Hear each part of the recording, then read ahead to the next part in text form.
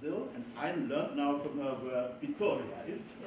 It's between, it's north from Rio de Janeiro.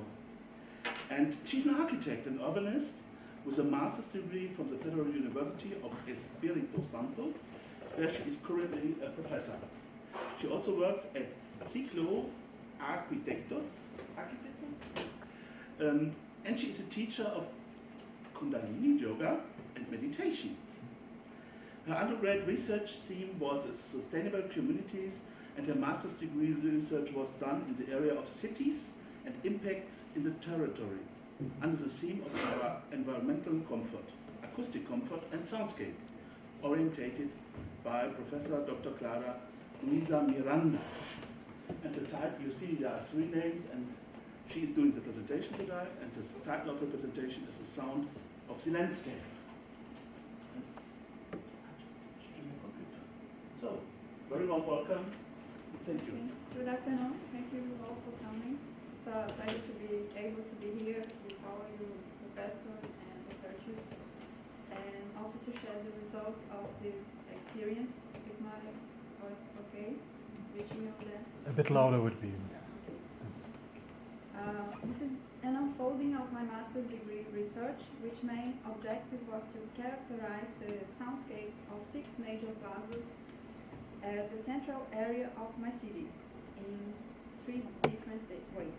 It was presented in the year of 2014, and since then I've been continuing in these studies, and interests me the process as a way to evaluate the environment. So I invited Professor Marcos Neves, who is a professor from the Department of Theory of Art and Music, to participate on an extension course I organized to enrich our practice with this musical skill. So this is my beloved city, Vitória, a view from Concerto da Penha. It's a convent. And the title, The Sound of the Landscape, Collective Sound Walk with Architecture Students.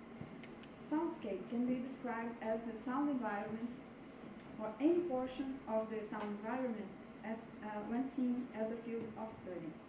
The term was coined by the Canadian composer Raymond Moore Sheffer in the 1970s, and it was inserted within this group of researchers concerned with the growth and the industrialization of the city and consequent compromise of the acoustic quality of the environment.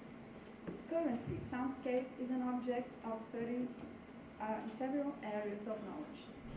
In the field of architecture and urbanism, our recent researches related environmental comfort, specifically acoustic comfort and soundscape, demonstrating its complementarities, relevance, and assistance in the evaluation of the quality of the built environment and also for the education of space planners. The proposal of this extension course in soundscapes and acoustic comfort at our university aimed to continue these researches. The course was organized by professors of the Art Center, integrating the Department of Architecture and Urbanism and the Department of Theory of Art and Music, addressed to the students of architecture and urbanism. And this article describes the activities, presenting the methodology adopted, the results and conclusions. The main objective was to characterize the soundscape of the 3 areas of the campus Goiabeiras, the main campus of our university. And secondary objectives were to sensitize the participants about the observation of soundscapes and topics about acoustic comfort in urban environments, to identify and classify the elements of the soundscape, to develop listening and reflection skills for the creation and composition of music and architecture. So we proceeded with a bibliographical research and case study. For the case study was selected the spatial and temporal delimitation and measurement methods. The area of study, Campus Goiabeiras, also known as Campus Alaor de Queiroz Araújo, name of the magnificent rector. So in landscape studies, best perceives 5 major issues: landscape as a cultural representation, as a territory produced by societies in their history, as a systemic complex articulating natural and cultural elements in an objective totality, as a space from sensitive experience to the various possible forms of objectification, and finally, a place or a planning context. The word landscape initially brings the sense of territorial unity. The term in German, Landschaft, brings the meaning of territorial portion as well as the appearance of this surface through the perception of an observer. Studying the landscape is also to study the way spaces are organized by the community, as well as their cultural values and representations. The chosen area for this case study was this campus, Goiabeiras, located in the district of Goiabeiras, municipality of Vitória. The city is conformed by a main island, smaller islands, and also a continental part. The district of Goiabeiras is located on the continental part. And in this district, the fishing activity in the mangrove is observed. Also, the community and the craft called paneleiras, which is an indigenous inherited knowledge of manual molding of clay pots for the local cuisine. Also, there is the cultural manifestation of the Congo Capixaba, a local musical jam sung and played with typical instruments and also danced. And the area of the university was previously a farm and later a golf camp. In 1966, it was expropriated and incorporated into the patrimony of the university. In the following year, 1967, another part of this area was acquired. Different processes of geological formation are observed in the nature of this region. In the wettest part, there are rocky outcrops and a tropical hardwood forest slope. In the deposits composed of sediments of clay, there is the mangrove. In the dry part, there is a rocky vegetation with bromeliads and cacti. In the sandy deposits, there is a typical Restinga vegetation, and the fauna in these environments is diversified and also adapted. The university was created on May 5, 1954, during the administration of Governor Jonas dos Santos Neves, who saw on education an instrument capable of promoting effective changes in society. There were then until some colleges spread through the city in different buildings, and in 1961 the university was federalized, and in 1966 they contracted an American consultant called Rudolf Altmann to develop an architecture and urban plan guidelines for this campus. So he created 7 academic sectors subdivided into departments, and the university build should reflect flexibility, functionality, simplicity, and the environmental comfort, aid in the development of academic activities and future expansion. The library building should be located in the center of the campus with a prominent position in the landscape.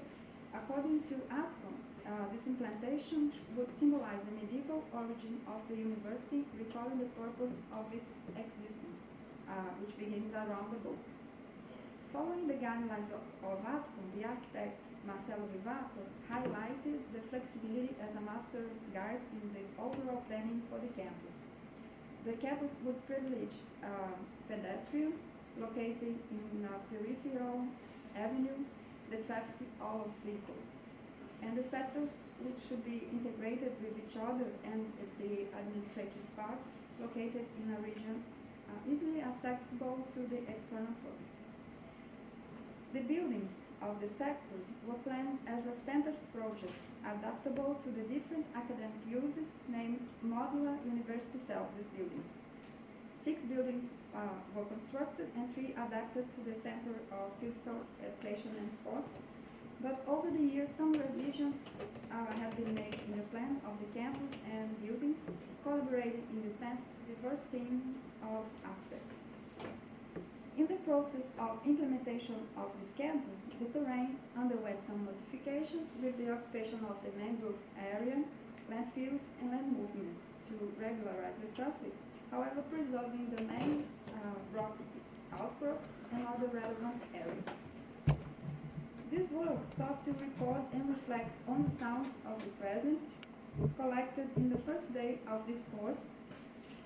It was taken on August 22nd from 2 to 6 p.m. And in soundscape studies can be done with a static or dynamic data collections. So Hildegard Westerkamp defines this dynamic activity as a sound walk, a walk to listen to the environment and to educate the ears.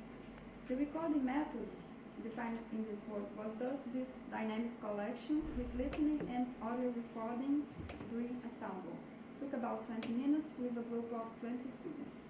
The path was previously defined with two pauses in selected points, an area in front of the university theater.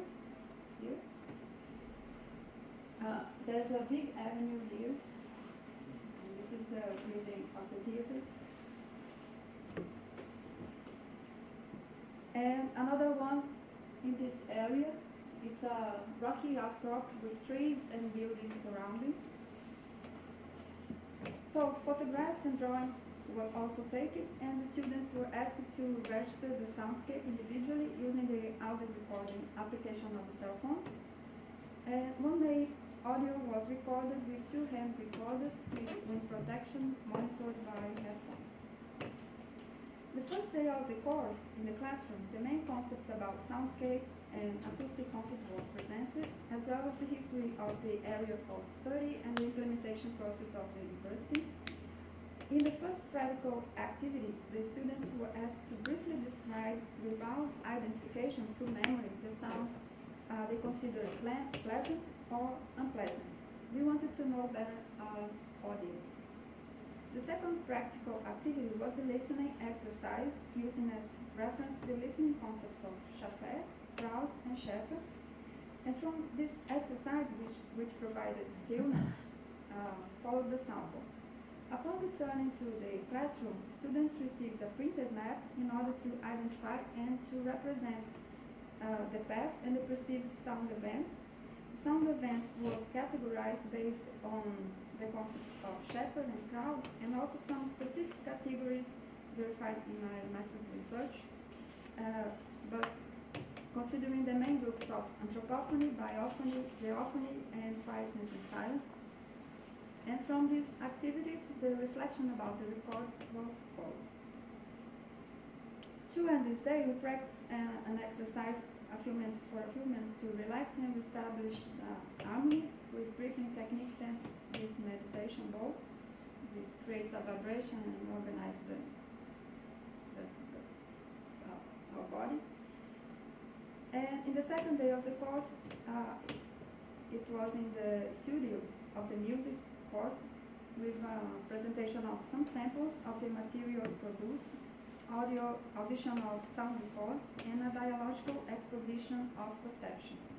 After the audition, the material collected in the workshop and a series of field recordings were performed, and various ways of interpreting the sound material. The sound recordings heard was the Atlantic forest to see through sonogram the communication bands of frequency of the animals of the biome, recordings in hospitals and airports to observe the number of people using the space, in addition to the standards required, recordings of sound walks in Vitoria and in Buenos Aires, Argentina, to point out anthropophonic sound aspects that would allow more in-depth studies under the aspect of sociophony, whether it be the bias of the memory or the social and political relations that they can evidence. At the end of the course, the collected data was systematized in spreadsheets and presented in the form of graphs. The result of the first activity of the course is presented in the following graphs, demonstrating the preference and dislikes in relation to the diverse categories of sounds based on the memory of the students. Note that among the most remembered and pleasant sounds are the sounds of geophony and biophony. The sounds caused by man and his machines, anthropophony, were less remembered, less music. Quietness and silence is cited as a pleasant element. Among the unpleasant sounds, it is observed that most students cited anthropophony, and no sounds of geophony were cited, and a few of biophony and quietness and silence.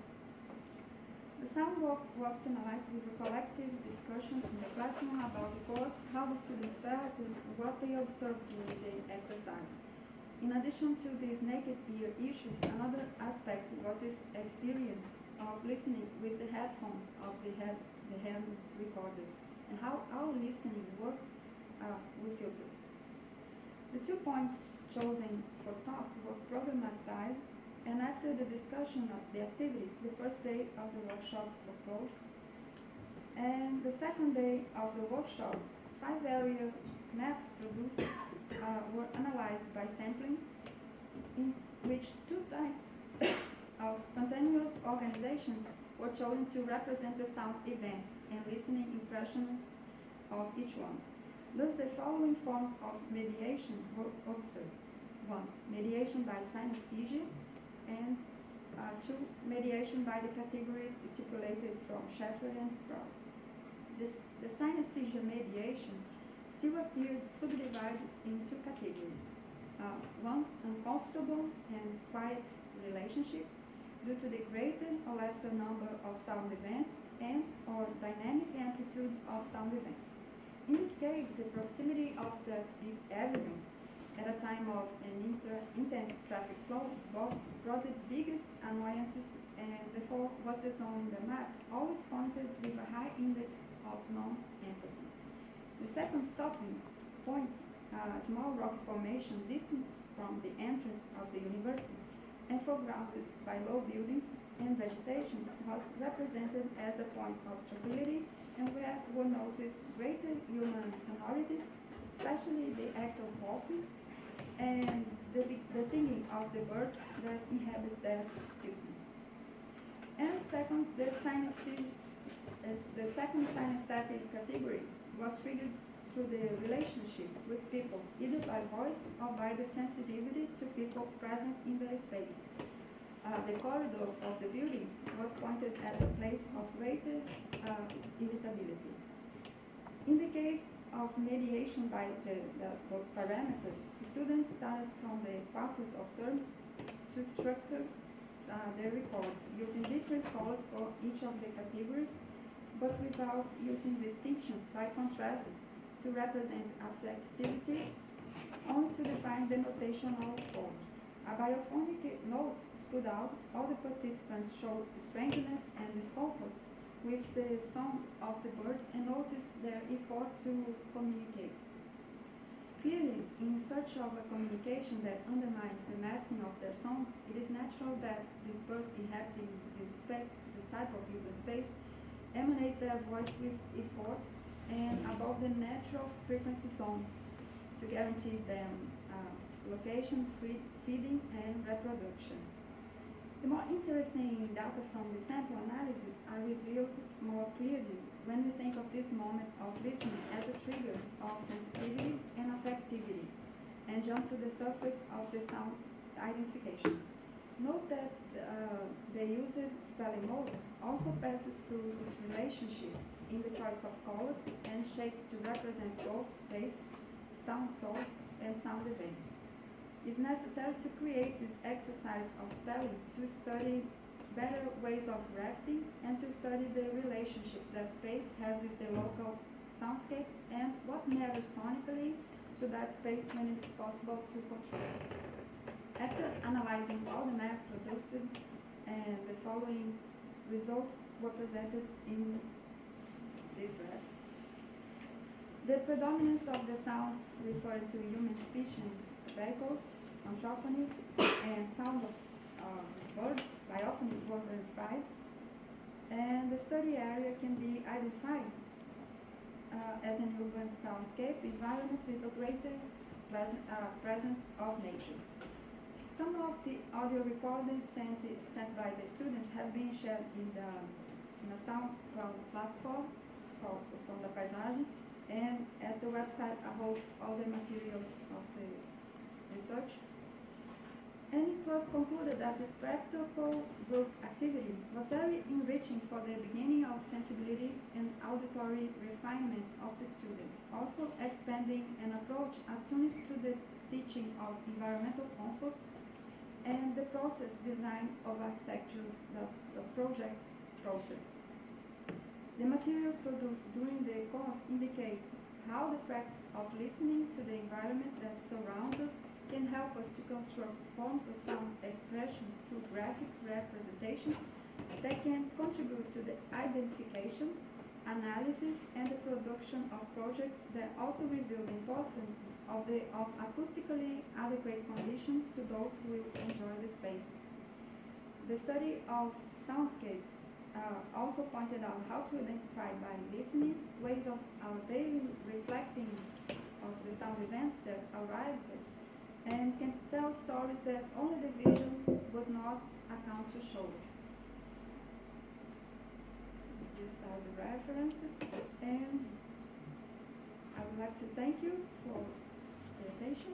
And do you have questions at the end of the session?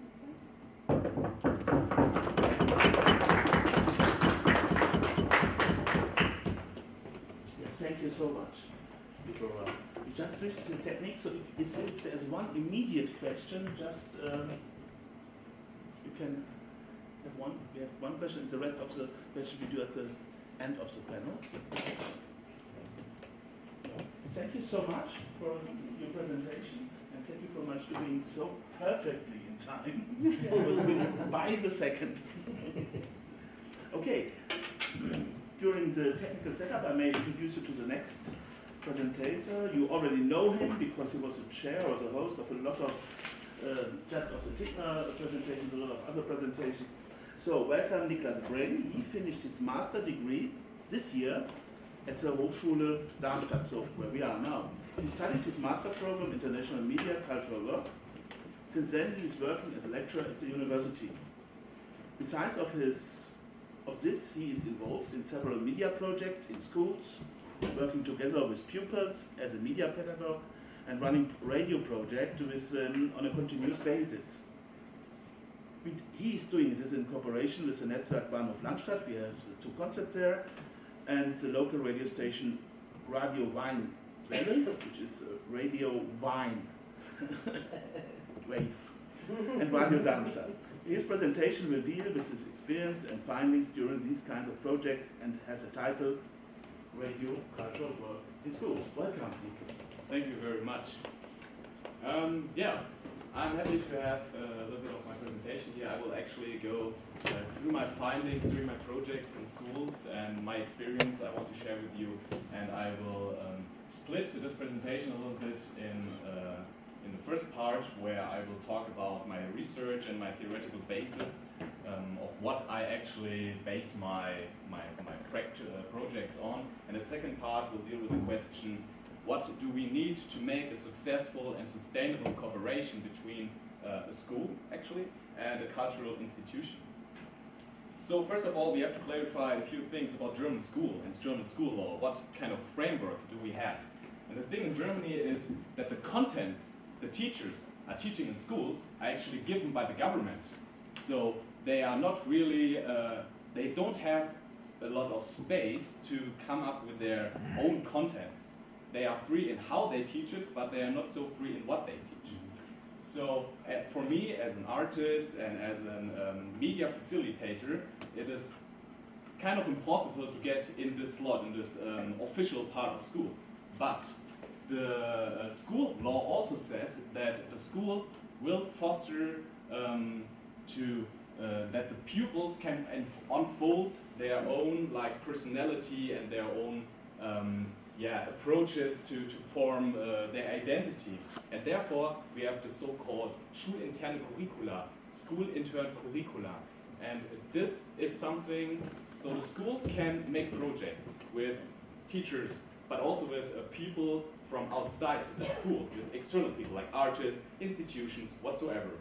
And to give you an example how easy it actually is to start projects, I want to share an experience from me. So 1.5 years ago, I wanted to do such kind of a radio project in school for my master thesis, and I was approaching a teacher. I knew her from my studies here, and I prepared a leaflet, you know, and a schedule and things I needed from the school and everything. And she was looking at it and was like, "Yeah, this sounds pretty good. Let's do it. Can you start tomorrow?" It was really like this. If you have someone in the school who's in favor, who likes you, who likes your project, you can start right away.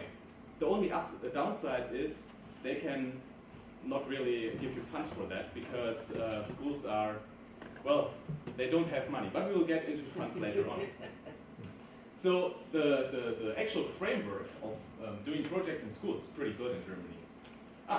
And before we do projects, or before I do projects, I was thinking of what kind of contents I actually want to deliver in schools. And then I thought, well, 21st century, what about media competence? And media competence is such an incredible big word. I feel like the people are getting crazy about media competence nowadays. We need media competence for our youngsters, we need media competence for our elders, we need media competence here and there, we need everywhere media competence. And the sad thing is, this is true. But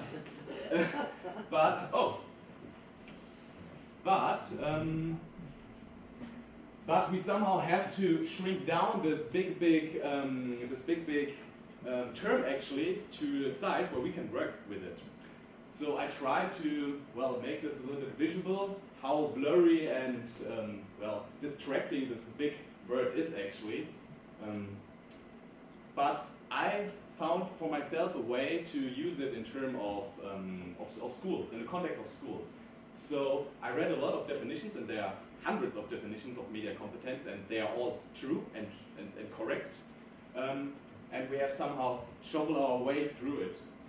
And I came up with this kind of metrics here. And I want to tell you a little bit about that. So on the left side we have media categories, and on the right side we have media contents. And this list here, that's non-finite. There might be new media categories popping up during the next years. I would like to mention this example of virtual reality. Maybe in the next years virtual reality will get so big that people are really getting lost into virtual reality, and then we need a new media competence to cope with that.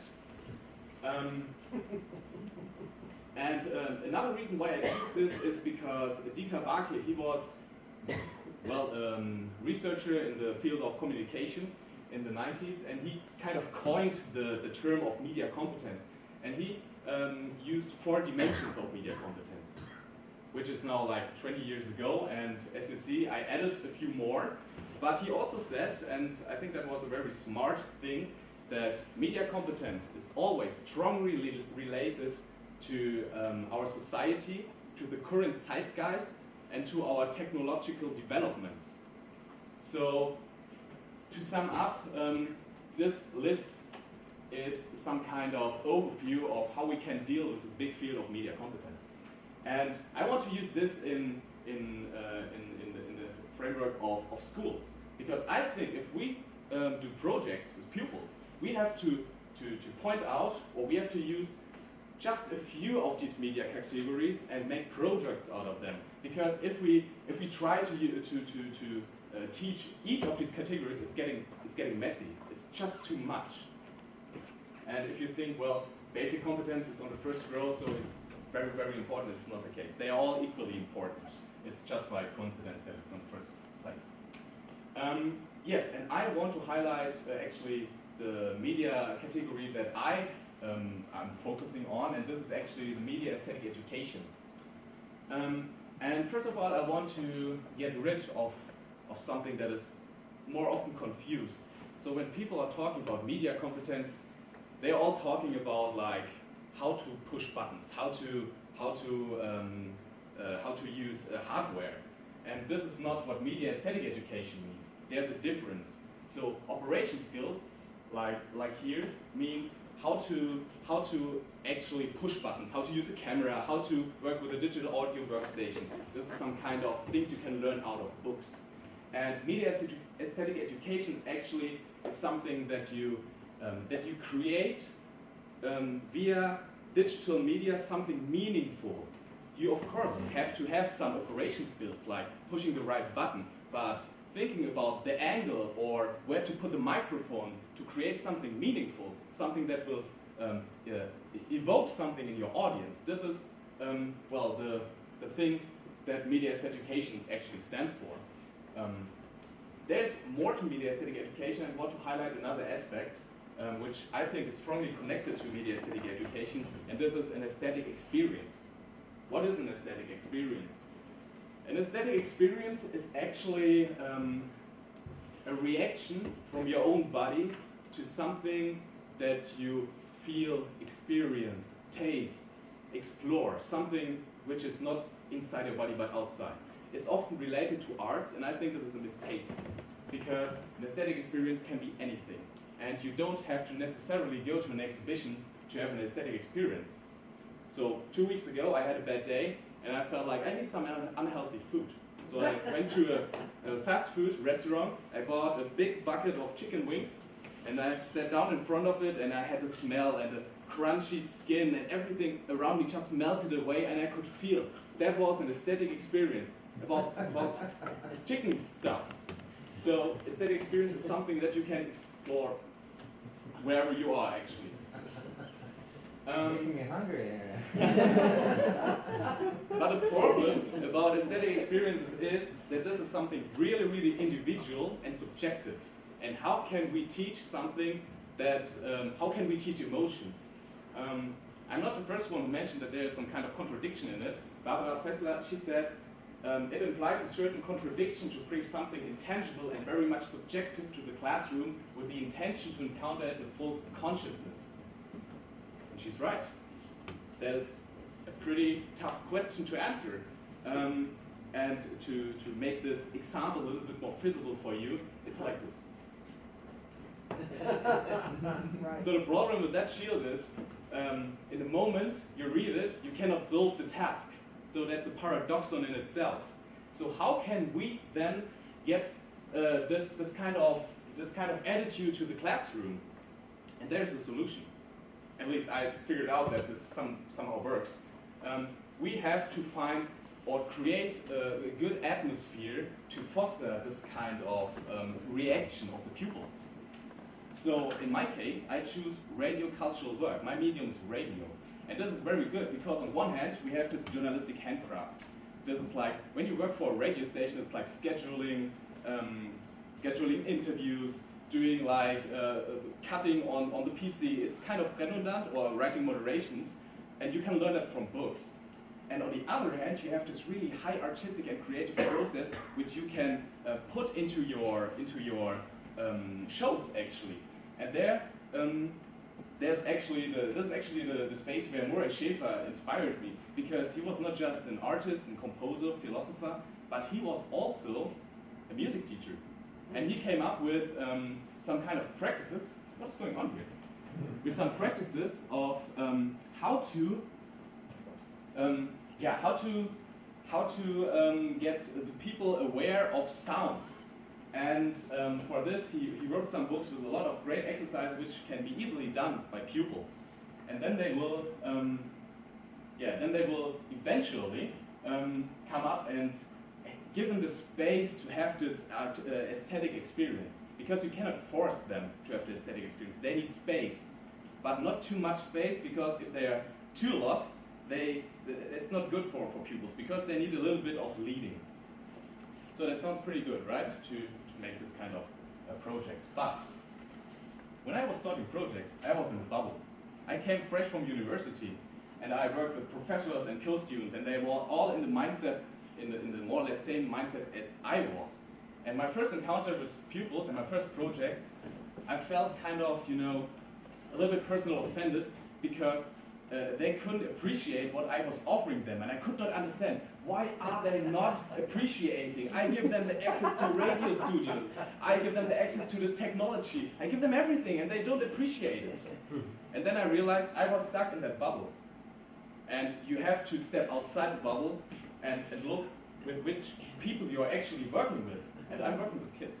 I'm working with people, with real human beings.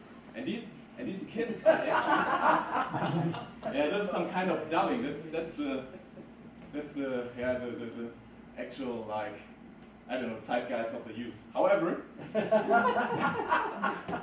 so you're working with children and with pupils, and they have a completely different point of view of the world as I had. They have different fears, they have different wishes, they have different whatsoever.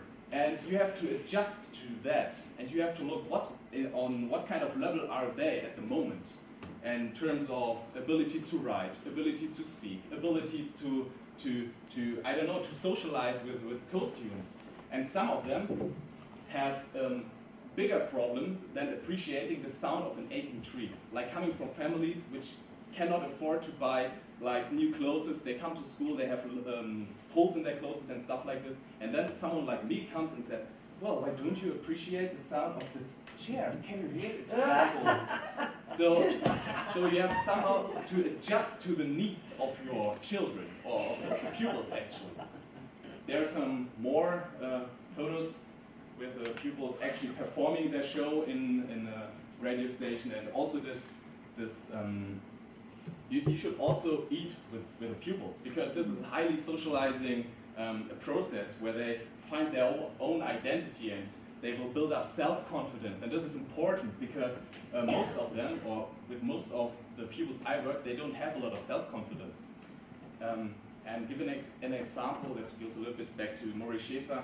When someone is recording their own voices and then listening to it, most of them were reacting like, oh my god, my voice is so awful, it's terrible, I cannot listen to it.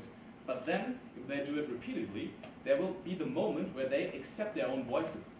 And this is a process you can see during this project, which is very good, because then they accept themselves in another way. And during this age, it's very hard to accept yourself, because your brain is growing, you know, teenager stuff. I think you all know what I'm talking about. All right, so let's come to the code of practice I figured out, or I did my findings. So I have 5 points for you that I think are important. And the first point is this. It's a white blanket, it's just a white sheet. And before you do a project, you need an idea. And you will look at the white sheet, and you have to fill it with your ideas, with your ideals, and whatever you want to perform. And if you don't have this kind of idea, you cannot start a project. And you should not copy other projects. You should have in mind that what you're doing should be unique and should be some kind of powerful somehow. The second thing is you need strong allies. You cannot do that kind of project alone. So for me, in my case, working in the medium of radio, I work with radio stations which are local, Radio Weinwelle, Radio Darmstadt, and these radio stations, they are non-commercial, so they appreciate if volunteers come and support them by doing shows. It's very easy to get into these kind of radio stations. But you also have to work with cultural institutions which will support your ideas, your vision actually. And that's actually another good point, because if you don't share a vision with your allies, the project won't work, because you're then like having these obstacles and it won't work. You have to share a vision. Everything else will work out somehow, but you have to share a vision. And this is actually some kind of governmental institutions who give you funds. Coming to the third point, the unpredictable. You have to predict the unpredictable if you work with schools, and especially with pupils. Because, well, from my experience, when I started projects, what I experienced was I had, scheduled the whole session from the beginning to the end. And then it turned out that we did something completely different. And you have to adjust to it, because each project and each event is so much connected to the participants, the pupils themselves, that you need some kind of spare space to find a good angle to make the event a success. But you should also always have a roter Faden, like this line in your head, which you can follow, and you should know where are we now and where are we want to be in like 8 weeks after the project is finished. Then we have these funds, which are unfortunately some kind of, you have to mind it, because you don't want to starve, right? Even as an artist.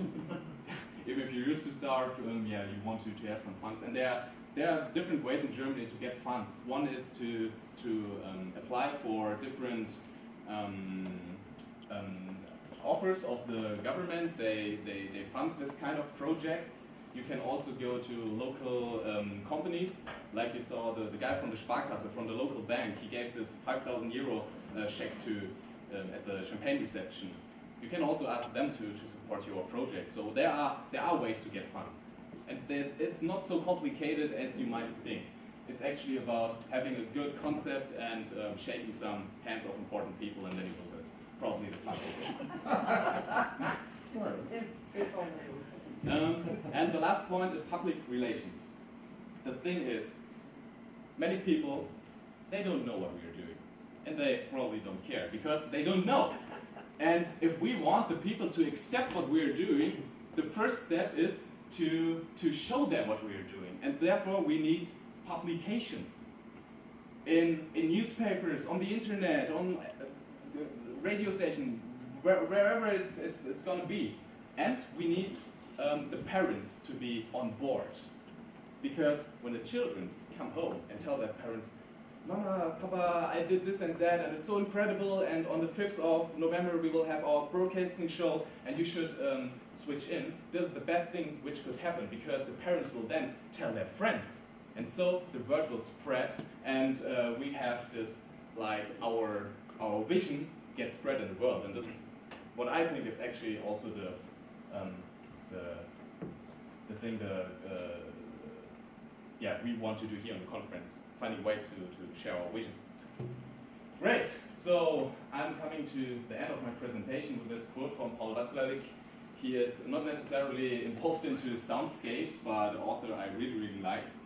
And he said, in a different context, but I like the quote anyways, I'm free because I'm not exposed to any reality, I can shape it. And I think this is a good recommendation for each of us. We can shape the future, we can shape our reality, so we should do it. And maybe we should do it together. And, well, in diesem Sinne, thank you very much for your attention.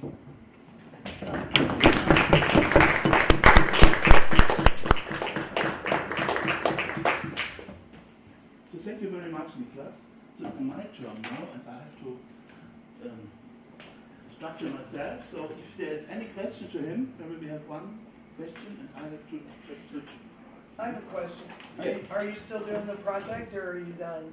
Oh yes, so the projects are actually ongoing. I started them with my master's thesis, and then we got the funds, and they are still running, and we're actually adding more projects to it. So it's like we started something, and it grows and grows. So we're in good, in a good shape at the moment, actually. Yeah. Are there samples online to hear the radio stuff that you've been doing?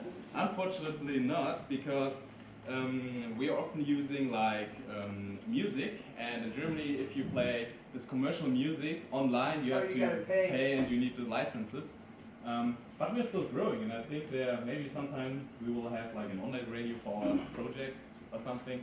Yeah. But not yet, unfortunately. Do you have some kind of Facebook page or some Twitter? Well, you have to imagine that the projects are, it's not one big project, but this is a lot of smaller projects which all have a different name and different participants. And I think it's all somehow under the roof of Bahnhof Netzwerk Langstadt and this radio station, Radio Weinwelle. So you can find some information about the projects there, but the projects themselves, they don't have a website. But as you saw, we kind of released some press stuff on local newspapers. Yeah, but like I said, we are growing, and maybe we will somewhere have the pleasure to share our vision in a wider field.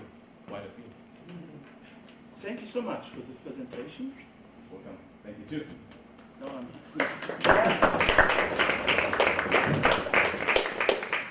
so it's really the last paper for this conference, and I'm very happy to say hello to you. And I will read a little bit and tell you a little bit about the project that started just at the Johannes Gutenberg University Mainz this year, and a team of scientists and artists will examine aspects of sound research over a 5 year period. And one special feature of this project is in-deep links with artistic practice. The main focus is here on the researching artists and approaches of them to explore questions, and this is really meant in the true meaning of artistic research. On the occasion of this conference now, Global Composition 2018, I want to present the key points of the kick-off phase of this art project, and our desire is to discuss and make contact points to other participants, as well to explore possibilities for institutional and other collaborations. You found the text on the reference on the book, page 98, and I'm sorry for due to unfortunate circumstances, the layout and the size of the pictures were shifted unhappily, so it's during the printing phase. Okay. There are, in this text, I write about what's written about the background. I did the text together with Caroline Lauer. She was here, but she couldn't be here today. And one of the backgrounds I wanted to enforce today is the sound art composition course. I'm running a sound art composition course since now 8 years at the College of Music in Mainz. And this program, the degree program, is quite unique at the College of Music in Germany. We have some sound art studies in art schools, but in the School of Music it's quite special. And the course of the study is to open to artists, musicians, and others who would like to intensively grapple artistically with the area of sound composition. And since 2018, there is a third degree course, which is called Concept Exam or Masterclass. It's not a PhD, but it's the same grade. And I'm very happy that Golangur, he is a participant, he is a science, I don't know the name, he's just working with in the team, and Miguel Perez Mendoza is here as a student. Okay.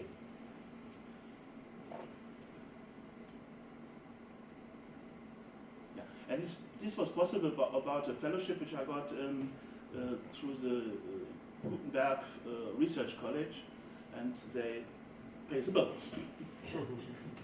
Yeah, this picture shows actually what it's about. It's about the curiosity of listening and exploring the countless varieties of experience in the listening. This is a membrane of a huge drum in the House of Music in Vienna. Not so good, no? No. Okay.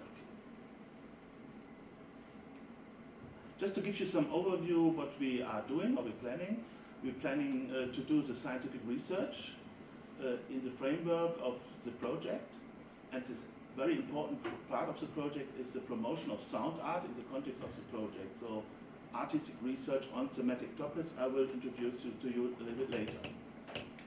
So a combination of art and science emerged, and the results will be presented to a broad audience in a scientific way. It means text and publication, and artistic forms, so exhibitions. We will organize symposia, promotion of young talents, and international publications, and especially sound art exhibition. And one is International Sound Art Summer School, and I have some information on these papers here, which will be in 2019 with Leitner, Kubisch, and Miyoka from New York. What is important for me is, I said, why are you doing this project? I just want to make a difference. So it should make a difference into society and not only be a scientific result in a nice book or paper. And to merge or meld together science, sound art, and mediation of it. Of course, to sensitize young generation to listening, so thank you for your projects, for your Swiss students and pupils, very interesting for me. And this is just one line I had, is that it's very important in one branch of the university context is that it's really creativity is really promoting the growth of the brain and development even with children and seniors.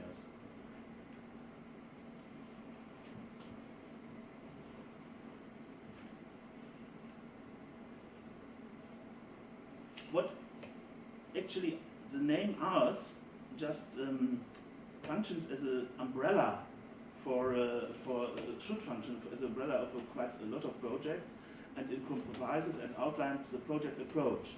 The first word art is proven that art, and associated with that, the artist's stance, is a starting point of reflections. Research reflects the ambition to conduct scientific research at the level of current discourses. In this context, it goes without saying that the methods of art history, musicology, and cultural studies have on the hands of a significant and as an essential role to play. And the last term sound describes the field in which the scientific and artist research is intended to take place. And sound, it's actually meant as a concept of Klang in German, which can only inadequately be transcribed in the English language. Because Klang goes far beyond the meaning of sound or timbre in music. And in the project, Klang means all vibrations, phenomena that can be experienced by us as humans or by other living beings, going beyond pure auditory perception with our ears. And it includes ultrasound as well as infrasound and so on. And the name Cupras is, as I said, it's like a sub-project of ours, which has constituted the main component of our work and research from the outset, and it continues to do so.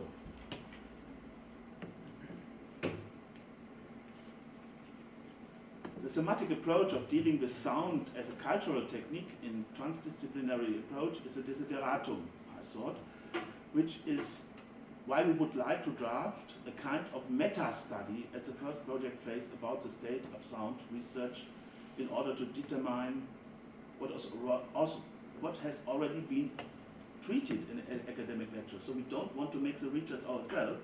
We want to have something like an overview, which this conference was very interesting. We have a lot of projects, and just to link them a little bit together and to structure them. This is a little bit the aim of the first year. And we are working on this. And this meta-study is intended to help us apply a weighting of different thematic areas of what seems a current need to gain further knowledge in this area. And the results are also intended to be used by all means. On the one hand, in finding project partners with whom a solid execution of significant and new attempts in sound research can be designed, and such results can be achieved that go beyond artistic manifestations, having a social impact. On the other hand, the development of the new exploratory questions and thematic areas is also intended to lead to artistic implementations that will be presented in exhibitions and projects. And I think the knowledge gained through artistic research is, in the process, granted the same high priority as academic verbalized results. In this way, an interaction in the link between art and research arises as a mutually inspiring. We believe, or I believe, that the arts and science can greatly benefit from a mutual exploration of the respective forms and perceiving, representing, and shaping the world. So, to structure and contain the broad field of sound, 5 thematic areas were defined, in which the approach referred to above will be used. So we just wanted to look in these fields, and I want to show you a little bit what I mean with this.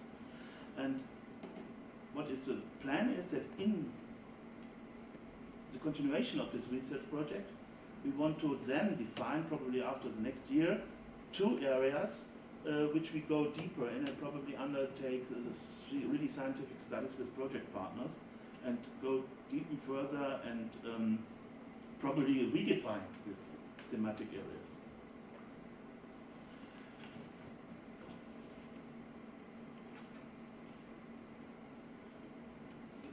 And this course of the process is intended that within these thematic areas, even sound artistic positions are found to develop and to articulate these questions and hypotheses as an interest in knowledge.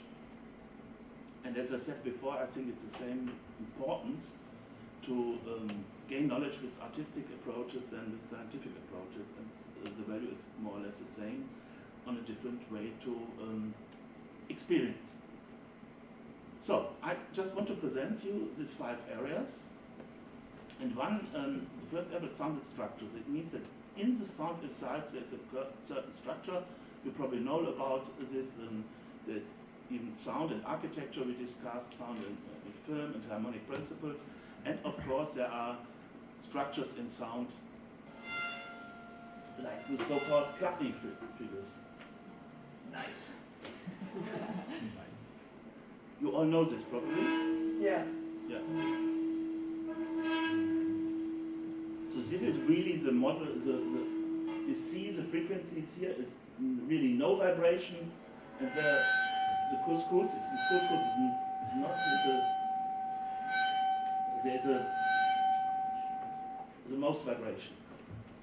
And actually Chladni did this in 1802 or even 1787. And he was really traveling with it. It was super high technique at this time, traveling to the different courts and introduced courts, so with kings and showed this, and they were completely crazy about this, that these forms can be found in sound. They are inherent in sound. One other interesting structure which can sound do is this is done by interference, and sound at time demonstrates its astonishing properties here in flames. And John Tyndall examined these forms which are introduced by sound, and it's about 1853. And actually, a normal flame starts to smoke or to divide. It's the flame when you have a strong whistle, or you have just a strong sound to play it. Here is already said with a cello it's played, and even the flame is divided. This led actually to the idea that you can record, or you find a writing of sound through flames. So you just, it's like the first idea of a phonograph or phonogram. And this is this flames of form is inspired, for instance, the sound artist Paul de Marinis to his Thunders of Fire. Another structure I show you is sound and structure. It's a piece I did it inside the bridge in Cologne. You can walk inside, and this is the space inside this bridge. And it was exactly to the frequency, to the standing waves of this bridge, and the interior I decomposed pieces which are just we're dealing with the dimensions of this space, which are quite big. I mean, it's 180 meters frequency. So this was a standing wave. I don't have so much time to explain it all. Just to give an impression that you have the structures and it can be done in art. So, sound and anthropology, culture science, this is of course the most biggest field, and I just can't cover it, and we just try to find probably ways to structure this. And I'm sorry, I just have to show you now a video excerpt, which I just have seen on Tuesday in my hotel, in a TV program, and I downloaded it for you, just to have a little bit of smile and fun. Coming down. I'm not especially sure that's a good idea, sir. Don't worry.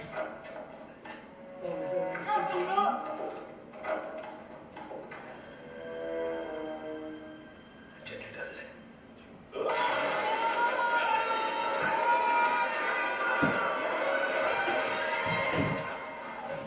You all right, sir?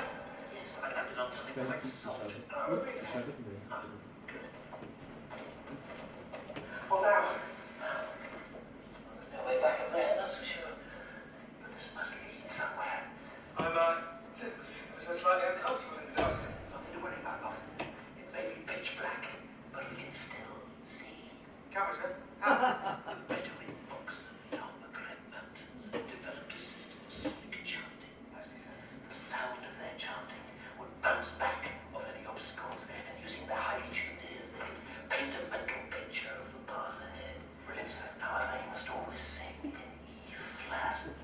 Thank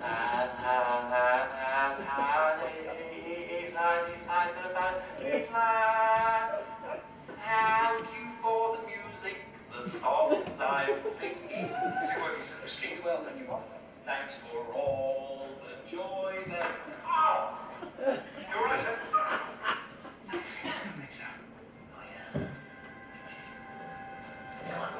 So it's not really working, but I found it so funny.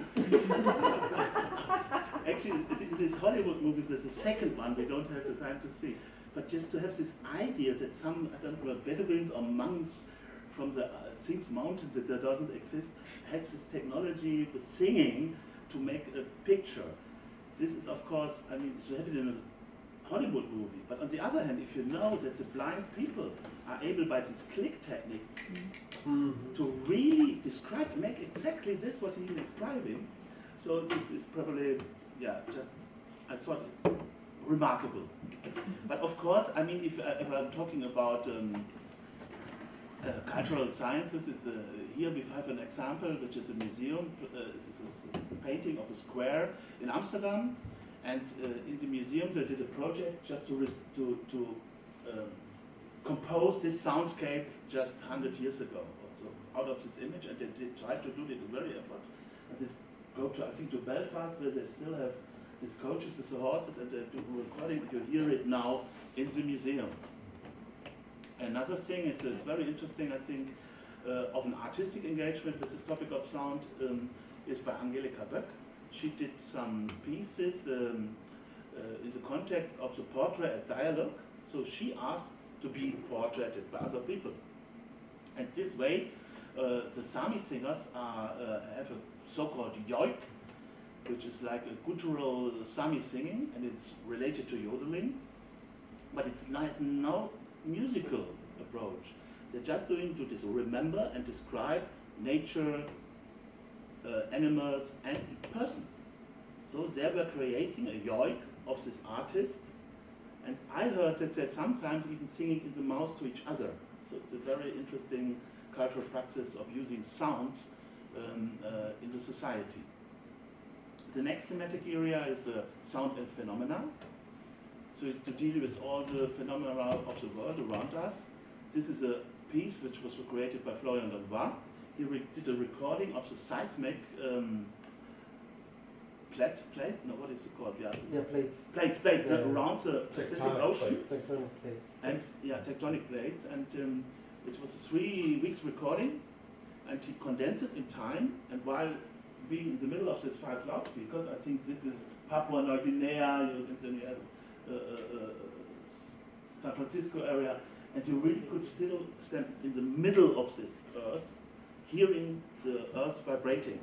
And one is really a real earthquake, and then you can hear it traveling through the crust, which is this transversal wave, and actually you can hear the echo of it through the magma at the core of the earth coming back, which is a longitudinal wave. So it's just you standing in the middle of the earth. And these phenomena are research done here by Kircher. He's trying to explain how an echo works. It's completely wrong, but the idea to build these devices to examine what an echo is I think it's quite fascinating.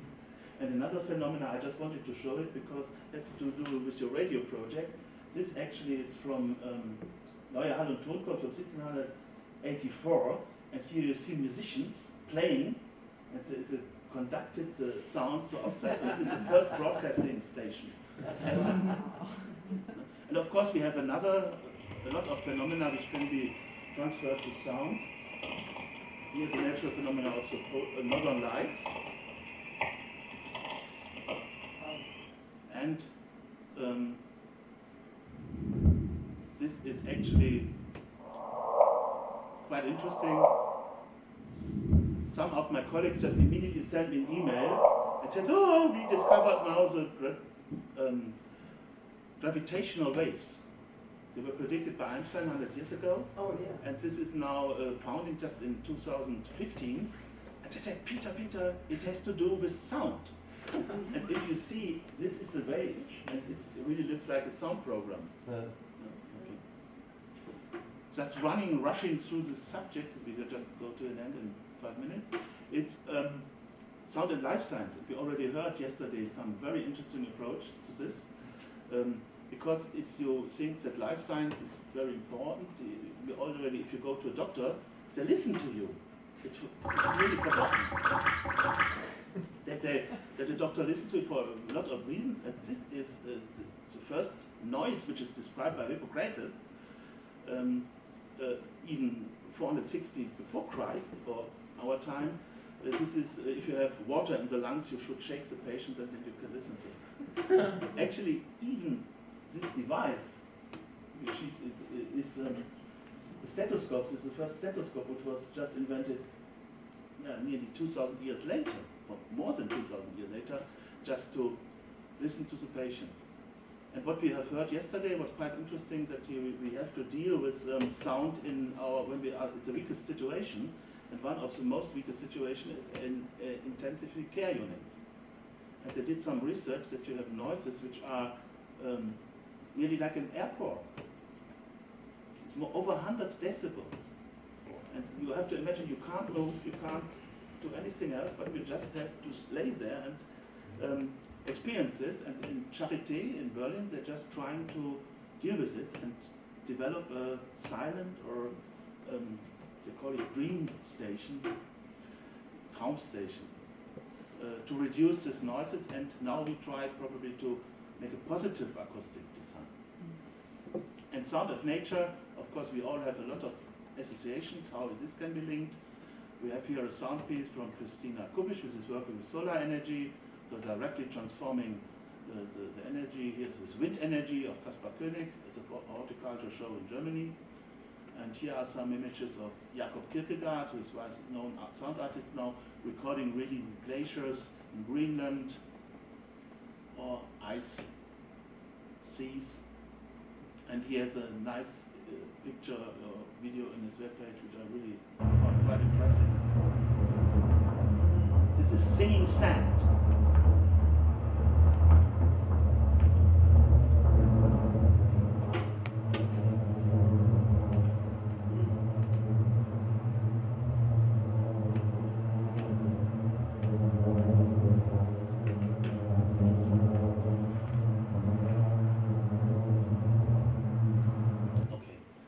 Sound of the sand.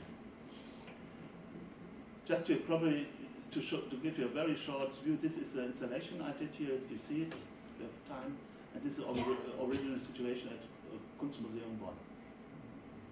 So, we have this course, with the sound art course. I just remember you, there are papers here and information you can get, and of course we will be happy to mail you. To conclude, the project ARS has just put to sea, and it's picking up speed. At the course of the next year's exhibitions and projects and symposia and colloquia are planned and are intended to help further develop the research topic.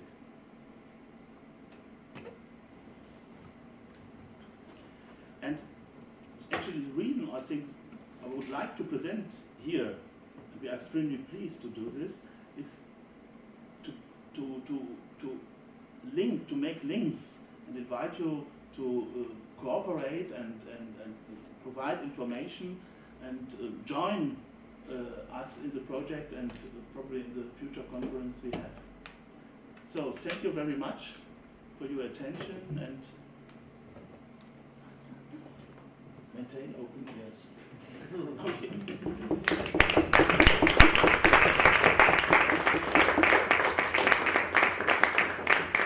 We started 10 minutes late. If there are any more questions, we have now a quite comfortable break.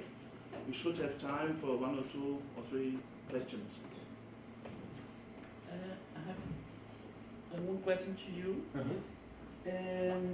Is radio still up to date for children and? You mean like it's appealing for them? As media. Well, actually, when you start these kind of projects, they are like a little bit, they don't see themselves making radio because they don't know it. They just know it from music that they don't like, because it's always the same music playing in German radios when you listen to the pop radios.